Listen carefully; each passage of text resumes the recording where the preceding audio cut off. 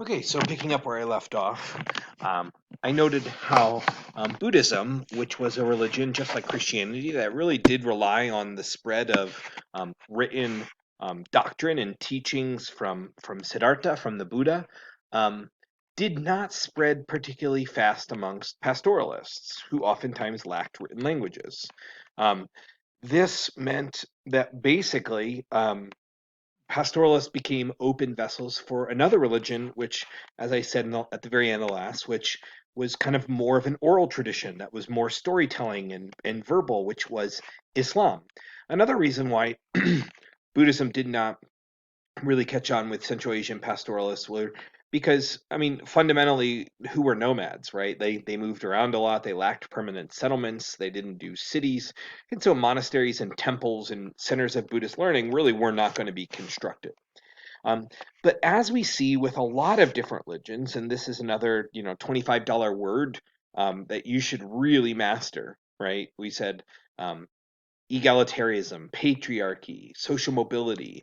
Um, this religion or this word is syncretism, and syncretism is the term that we're going to use for the blending of cultures as it moves, as it spreads. Right? That when you take two ideas and let's say Christianity, for example, right? When Christianity spread into Western Europe, one of its ways of appealing um, to the peoples that it was spreading into was basically to absorb some of their local cultural traditions already and bring it into like Christian theology, Christian teaching.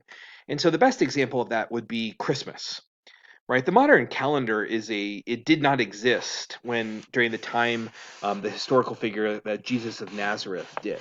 So we have no idea whether Jesus was born on December 25th. Number one, because there's no such thing as a birth certificate. Number two, because the month of December did not exist during the time of Jesus. Number three, right? There is no record of like the Romans keeping tabs of like, okay, everyone, here it is. And so, why do we celebrate Christmas on December 25th? And the reason for that is as Christianity spread into Western Europe, around the time of the winter solstice. The winter solstice was a major um, a holiday for European paganists, right? It was the time that signaled the longest night of the year, the longest day, and that every day that came after was a little bit brighter and a little bit longer. And so they celebrated the winter solstice, which is right around Christmas, right? And and and so they absorbed this sort of massive celebration of that culture and basically said, you know what, you guys are already doing this. How about we just make this Jesus's birthday and we'll celebrate that? And that becomes the new holiday. That is an example of how religions um, absorb and they spread and they kind of adapt as they move.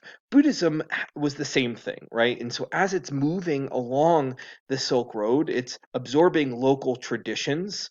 And number one was the kind of this tradition as it became, which is easier to kind of discuss, where Buddha was originally in Theravada Buddhism, or the original Buddhism, was really just a great teacher. He was just a man, right, who had achieved nirvana.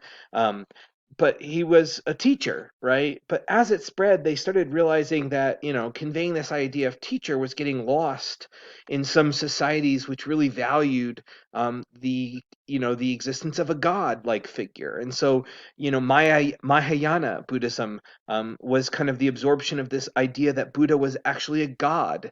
Um, and then as it moved along, it's picking up Greek influences, where local gods were absorbed into the religion as something called bodhisattvas, which were basically saint-like figures. Like in Christianity, you have saints like Saint Peter and Saint Paul, and all the different saints. That these local gods, where Buddhism was moving through, were basically saying, yeah, yeah, yeah, those local your gods are actually just bodhisattvas, which are souls in the universe that are designed to teach us things and help us, and so it's adapting. Looking here, some pictures of what we were describing. Here's the massive Buddhist what do you want to say, cliff carvings. You can see those boxes at the top of the cliff carvings. Those are actually windows that were big enough for humans to stand in, so you can get a better idea of scale. The image to the right is a Buddhist monastery at the end or the beginning, depending on how you look at it, of the Taklamakan Desert. Imagine crossing, 700 miles of this sand and then rolling up to this beautiful idyllic scene with this lake and this spring and this beautiful building where you can get out of the shade and get a meal. And so these monasteries became, like I said, like like rest stops for merchants.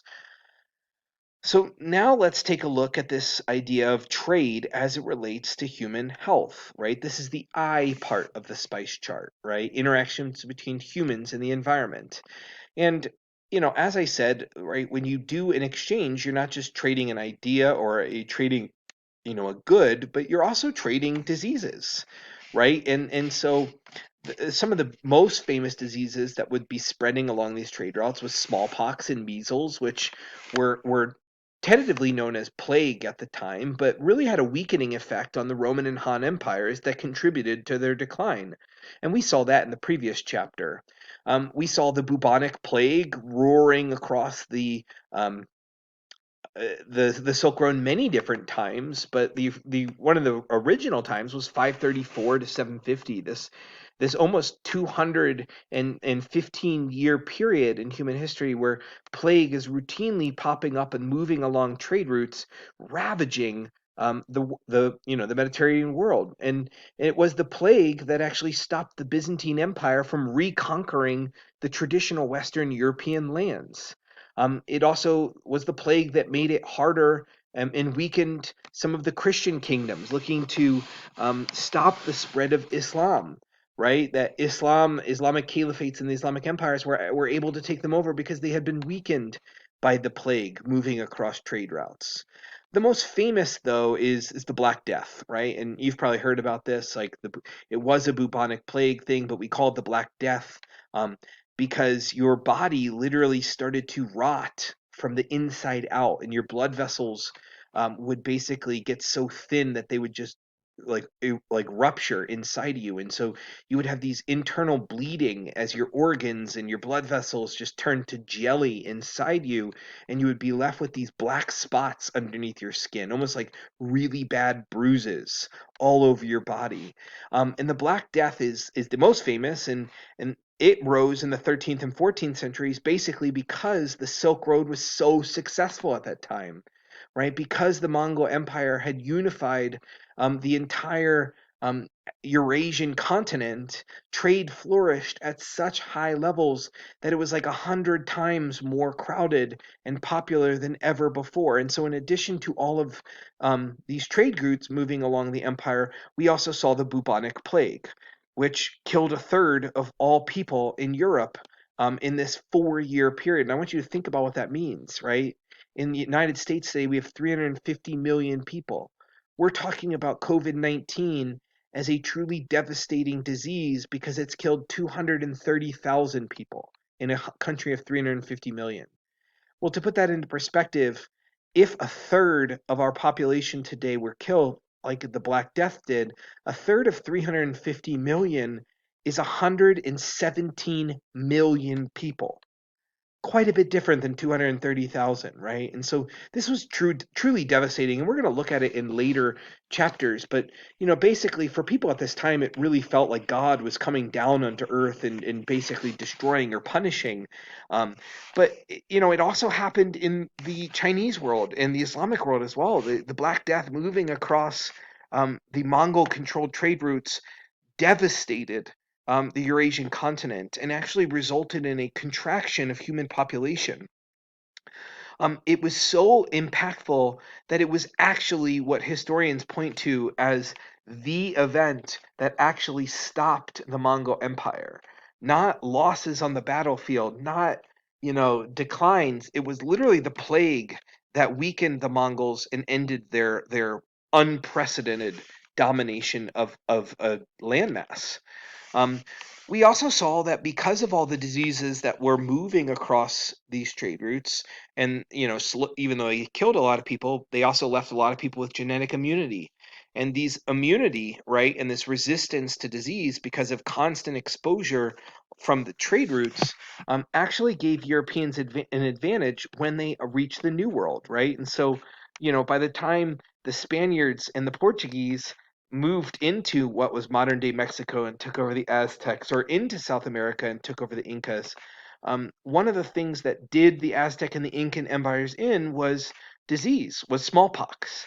And smallpox just destroyed Native American populations, but really was only a minor inconvenience to the Spaniards who had built up centuries and centuries of immunity, right? And so moving on, this is the spread. You can see the areas of plague in yellow.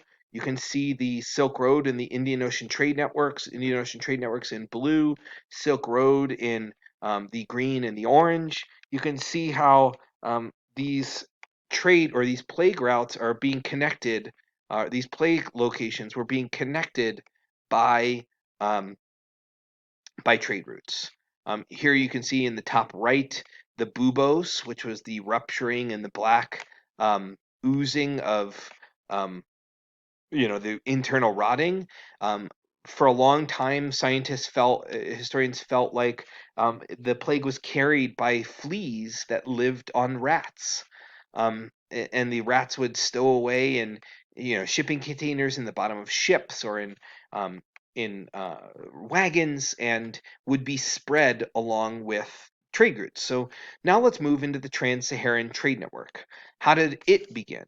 Um, and similar ideas, right? Different connecting peoples wanted different access to goods that they didn't have themselves. But it wasn't until the camel was domesticated in the early centuries CE that suddenly the Trans-Saharan Trade Network was unlocked, right? The camel and the domestication of the camel was the game changer. Suddenly you had an animal that could cross massive deserts where that would kill horses and were impossible to travel by foot. But with the help of huge, giant camel caravans, and I'm talking thousands of camels um, would cross at a time with bags strapped to their backs. These caravans effectively linked the lands of North Africa and Europe slash the Mediterranean with the peoples of West Africa, with their enormous access to gold, right? And so this trade too was rooted in that environmental variation we talked about. North Africa was largely an agricultural people at this time, so manufactured goods. The Sahara Desert region had mineral deposits and copper, along with dates, which, if you've ever had, it's like a fruit. It grows on palm trees. These dates, which you could dry them, and it was like big giant raisins, which are really good, by the way, stuffed with blue cheese and wrapped in bacon. Um, but the Sahara had that, and then West Africa basically had some of the largest gold deposits in the entire world, along with new crops like the sweet potato and cassava. We know that the Trans-Saharan trade networks connecting the lands of the Mediterranean with the gold-rich lands of West Africa began to pop up around 300 to 400 CE. Um, and these lands, again rooted by ivory and gold, also traded in slaves. And this became a major international trade route. Maybe not quite as famous as the Silk Road, but the same impacts would have occurred along its route as happened along the Silk Road.